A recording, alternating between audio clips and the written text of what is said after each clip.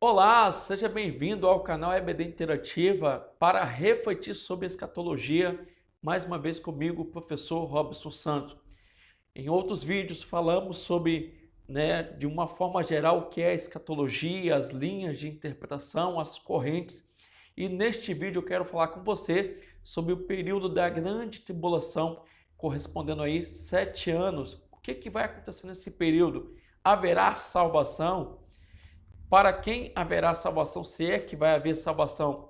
Quem será ou quem serão as duas testemunhas que vão aparecer neste período de 7 anos aí, a grande tribulação?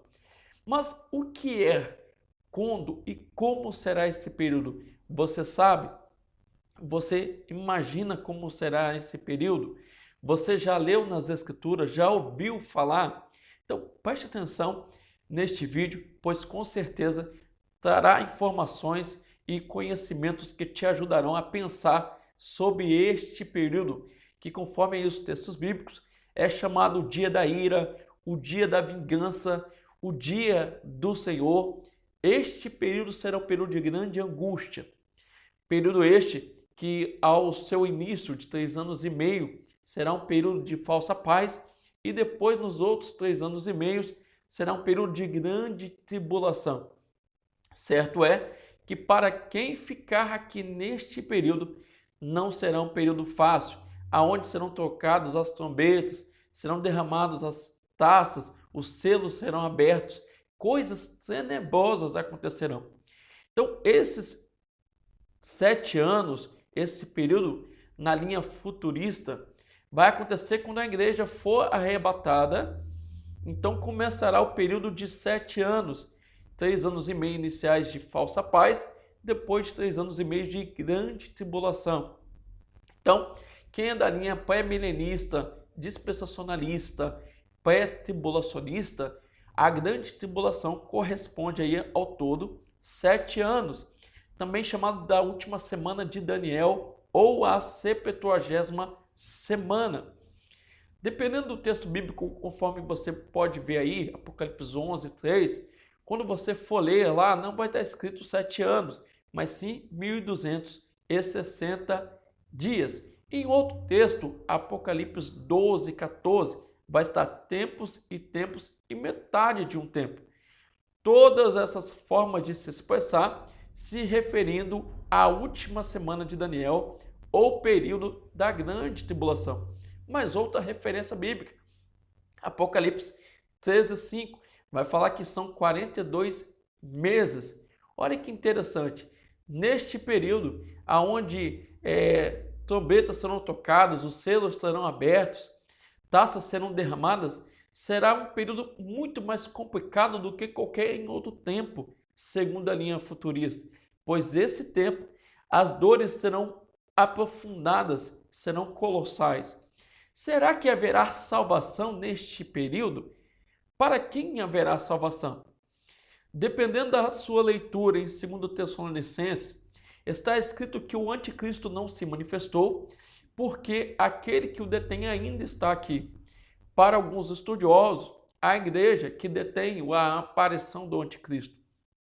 Para outros, é o Espírito Santo, e dependendo da linha, o Espírito Santo e a igreja que detém a vinda do anticristo.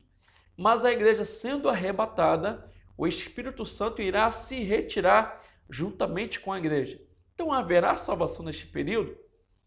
Segundo o professor Esdras Costa Bento, no Antigo Testamento o Espírito Santo vinha, operava, mas não residia no coração, no ser humano. Mas conforme prometido por Jesus no Evangelho joanino, o Espírito Santo, na ida de Jesus, o Espírito Santo viria, o outro, ou seja, o Consolador, o Paracleto, na mesma espécie de Deus, sendo Deus, o Espírito Santo viria e habitaria em nós, fazendo a obra da regeneração, convencendo o homem do pecado, da justiça e do juízo. Mesmo que o Espírito Santo se retire juntamente com a igreja no arrebatamento, se entende, se percebe que o Espírito Santo poderá ainda salvar mediante a fé dos homens neste período. Porque a salvação ela depende de Deus, ela depende da graça de Deus, ou seja, não são os méritos dos homens que os salvam. Então, pelo sangue de Cristo, conforme o texto apocalíptico, pelo sangue de Cristo, com fé em Deus, pessoas serão salvas. Mas quem será salvo? Judeus ou gentios? E será que haverá salvação? Você vai ver aí nesse slide, conforme Apocalipse 7, versículo 9 ao 14 e outros textos mais, que haverá sim salvação na grande tribulação, conforme temos na Bíblia Sagrada. Apocalipse 7, 9. Depois dessas coisas eu olhei e vi aqui uma multidão a qual ninguém podia contar, de todas as nações, tribos e povos e línguas que estavam diante do trono e perante o Cordeiro, trajando vestidos brancos e com palmas nas suas mãos. Olha que interessante. Sim, haverá salvação. Há uma grande discussão entre os estudiosos, teólogos, se serão só os judeus ou só os gentios ou os dois. Mas por vários textos bíblicos, conforme temos esse também aí, Apocalipse 7, se serão pessoas de vários povos, de várias nações, com certeza a salvação existirá tanto para gentios quanto para judeus.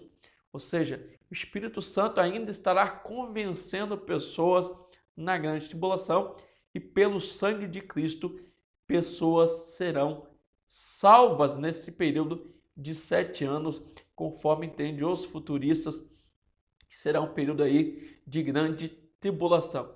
Mas olha que interessante, também neste período da grande tribulação aparecerão duas testemunhas. Quem são essas testemunhas? Quando virão e o que representam? A grande discussão. Quem são eles? Nós temos sugestões como que esses mensageiros ou essas testemunhas serão mensageiros de Deus na grande tribulação. Até aí fica fácil de concordar. Até porque mensageiros surgirão anunciando, coisas de Deus, coisas do Senhor, como também haverão 144 mil homens, que estarão pregando o evangelho do reino. Mas essas duas testemunhas intrigam. Quem são eles? Alguns vão sugerir que é Elias e Moisés, porque Elias representa a lei, melhor dizendo, Elias representa os profetas e Moisés representa a lei. Então esses dois serão as duas testemunhas. Outros pensam diferente. Será Elias e Enoque, serão Elias e Enoque. Por quê? Elias foi levado no redemoinho vivo. Enoque foi trasladado, não morreu. E Hebreus 9, 27 diz que está ordenado ao homem morrer uma só vez. Logo, Elias e Enoque têm que vir aqui ser testemunha e morrer para que possa cumprir Hebreus 9, 27. Mas se você levar em conta que no dia do arrebatamento nem todos estarão mortos, os que morreram vão ressuscitar primeiro, os vivos serão transformados, qual a obrigatoriedade então de Elias e Enoque vir para morrer, além de ser testemunhas aqui nesse período da grande tribulação? Então, talvez você vai dizer, não é nem Elias e Moisés, nem Elias e Enoque. Essas duas testemunhas representam o Antigo e o Novo Testamento. Mas a ideia, no contexto bíblico, que serão duas pessoas. Então, Antigo e Novo Testamento, fica difícil de aceitar. Outros também vão afirmar que pode ser essas duas testemunhas uma representação dos profetas e apóstolos. Quem serão essas duas testemunhas?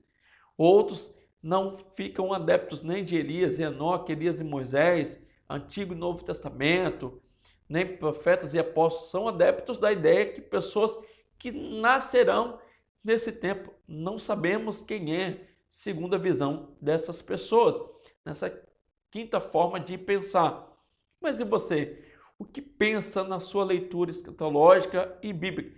Quem serão essas duas testemunhas? Olha que interessante.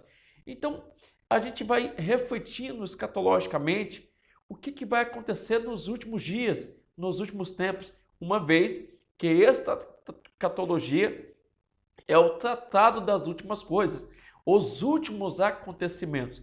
A igreja será arrebatada. Haverá salvação? Até aí percebemos que haverá salvação. Ok? Temos textos bíblicos que nos respaldam nisso. Mas as duas testemunhas é uma pergunta que não quer calar. Quem serão? Não sabemos ao certo, com textos claros, mas sem dúvida haverão duas testemunhas para que testemunhar nesse período tão difícil. Outras situações mais acontecerão nesse período de 7 anos. Eu convido a você que ainda não leu o livro do pastor Antônio Gilberto, Daniel e Apocalipse, fazer essa leitura. Também lê o livro do Apocalipse, lê o livro de Daniel, Mateus 24 e 25, 1 Tessalonicenses, 1 Coríntios 15 e outros textos mais que falam sobre a escatologia, a doutrina das últimas coisas, o que haverá de acontecer em nosso tempo e tempo posterior. Fique aí com essa reflexão, deixe o seu comentário aí, a sua dica, a sua sugestão também. Eu agradeço por isso. Também o seu like neste vídeo, compartilhe com seus amigos, com seus contatos, ok? Que Deus te abençoe e obrigado pela sua atenção na reflexão sobre este ponto da escatologia bíblica aqui. Que Deus te abençoe. Até o próximo vídeo. Fica com Deus.